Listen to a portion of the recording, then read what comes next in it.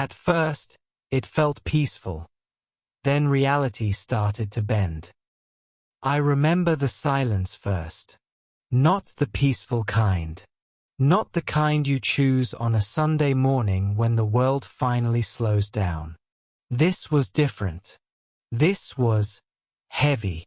Like the air itself was watching me. It started with something small. My phone died. No signal. No Wi-Fi.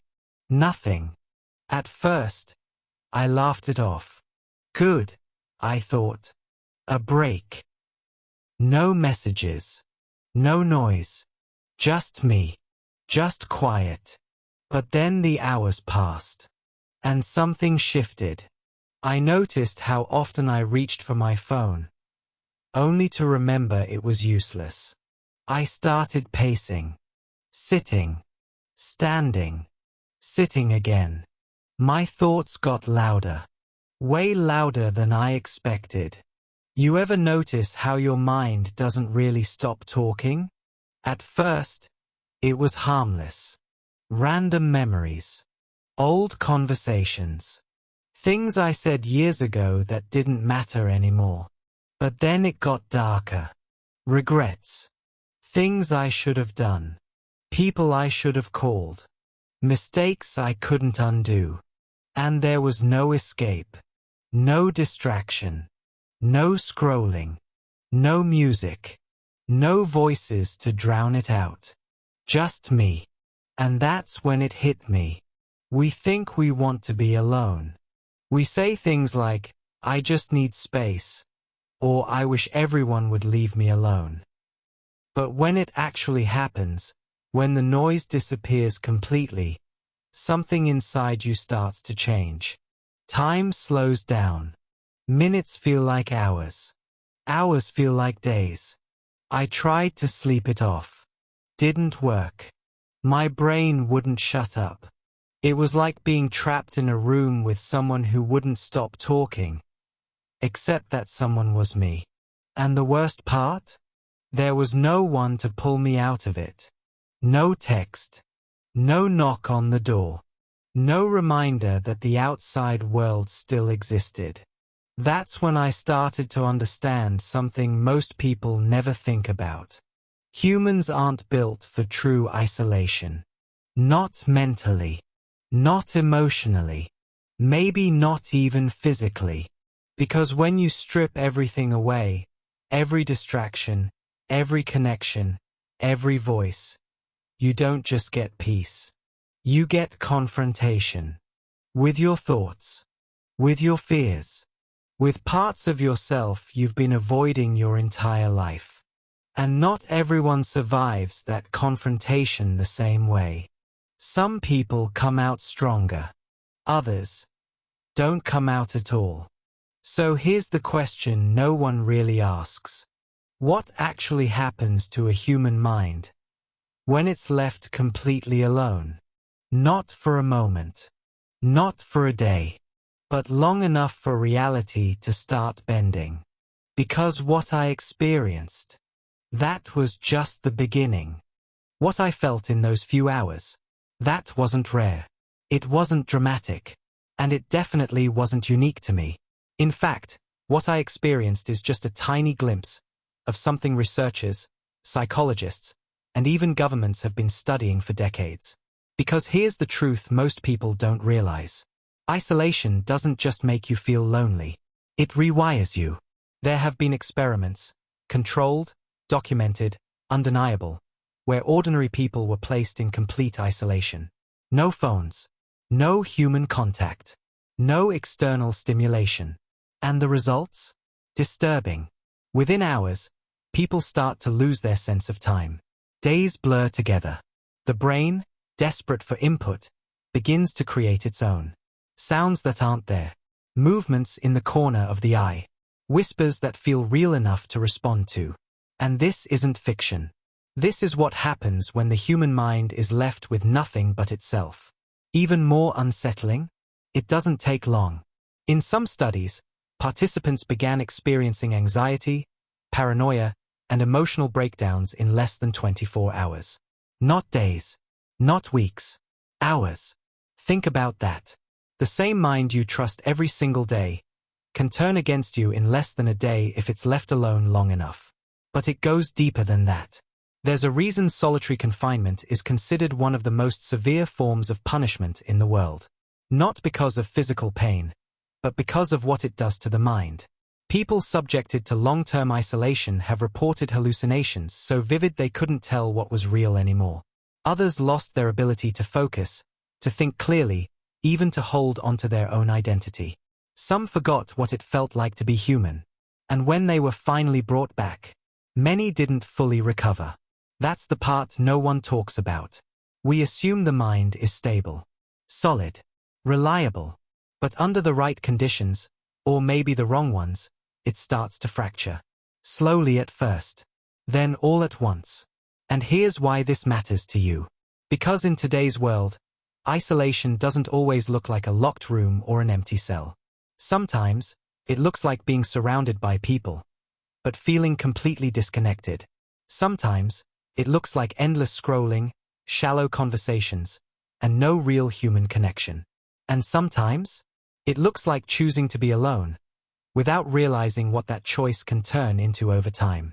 So when we ask, what happens when humans are left alone? We're not just asking about extreme cases. We're asking about something much closer, much more personal. Because the line between peaceful solitude and dangerous isolation is thinner than most people think. And once you cross it, your mind doesn't just sit quietly and wait. It starts to change. In ways you may not even notice, until it's already too late. So what actually happens, step by step, when a human is left alone long enough? Not the surface-level version. The real process. The one your mind goes through, whether you're aware of it or not. Let's break it down. Step 1. The illusion of control. At the beginning, it feels good. Peaceful, even. You finally have space. No interruptions. No pressure. No expectations. You tell yourself this is what you needed all along. You feel in control. But this stage is deceptive. Because what feels like freedom is actually the calm before something deeper begins. Your brain is still running on momentum, leftover stimulation from the outside world. Conversations, notifications, noise, it's all still echoing in the background. But once that fades, that's when things shift. Step 2. The noise within. As external noise disappears, internal noise takes its place. Your thoughts get louder, more persistent, more invasive. At first, it's random. Memories, to-do lists. But here's where things get uncomfortable. Because everything you've heard so far points in one direction. Isolation is dangerous, harmful, something to avoid. And for the most part, that's true. But it's not the full story. In fact, there's a side to isolation that almost no one talks about. A side that doesn't break people. It builds them. See, not all isolation is the same. There's a difference between being forced into isolation and choosing it. When isolation is forced, when it strips you of control, connection, and meaning, it becomes destructive. Your mind fights it, resists it. Eventually, it starts to collapse under the pressure. But when isolation is chosen, that's where things shift. Because now, you're not trapped with your thoughts. You're facing them. And that's a completely different experience. Think about it. Every breakthrough moment you've ever had probably didn't happen in a crowd. It happened when you were alone. No noise, no opinions, no distractions. Just you and the truth. That same process we described earlier, the rising thoughts, the confrontation, the discomfort, that's not always a bad thing. In the right context, it's necessary. Because most people don't actually know themselves. Not deeply. They know who they are around others. They know how to perform, how to respond, how to fit in. But take all that away, and something real starts to emerge. The thoughts you've been avoiding. The patterns you've been repeating. The truth you've been running from. Isolation doesn't create those things. It reveals them. And that's where the opportunity is. Because if you can sit in that discomfort, without escaping, without numbing, without running back to noise, you start to gain something rare. Clarity. You begin to separate what actually matters from what you've just been reacting to. You start to see your life from the outside, instead of being trapped inside it. And for some people, that changes everything. But here's the catch. Most people never reach that point. They either avoid isolation completely, or they fall into it without preparation and get overwhelmed by it. They don't know how to navigate it. So instead of growth, they experience breakdown. Instead of clarity, they get chaos.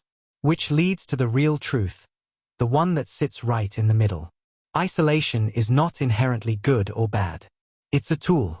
And like any tool, it depends on how you use it. Used unconsciously, it can destroy your sense of self. Used intentionally, it can rebuild it from the ground up. So the real question isn't just, what happens when humans are left alone? It's this. What happens when you are left alone, with no distractions, no escape, and no one to tell you who you are? Because depending on how you face that moment, isolation won't just change you, it will define you. So if isolation can either break you or build you, how do you make sure you don't end up on the wrong side of it? There's a simple technique, almost too simple, that changes everything. It's called controlled isolation. Not total silence. Not disappearing for days. Not cutting yourself off completely. Controlled. Intentional. Structured. Here's how it works. You set a timer. 10 minutes. That's it. No phone. No music. No distractions. No input of any kind. Just you, sitting still. And one rule. You don't escape your thoughts. Whatever comes up, you let it come. At first, it'll feel uncomfortable. Your mind will race. You'll want to reach for something, anything, to break the silence. Don't. Stay. Because here's what happens if you push past that initial resistance. Your thoughts start to organize themselves. The noise becomes clearer. Patterns begin to show. You'll notice the same worries repeating. The same ideas resurfacing. The same emotions trying to get your attention. That's not random. That's your mind showing you what actually matters. Now here's the second part, the part most people skip. After the timer ends, you write. Not perfectly. Not structured. Just raw. What came up? What did you feel? What kept repeating? Because once you take those thoughts out of your head and put them in front of you, you create distance. And in that distance, you gain control. Do this consistently, even just once a day, and something shifts. You stop fearing silence. You stop running from your own mind. And instead of isolation controlling you, you learn how to use it. So now you know the truth. Isolation isn't just silence. It's a mirror. And most people spend their entire lives avoiding what that mirror might show them. But you didn't.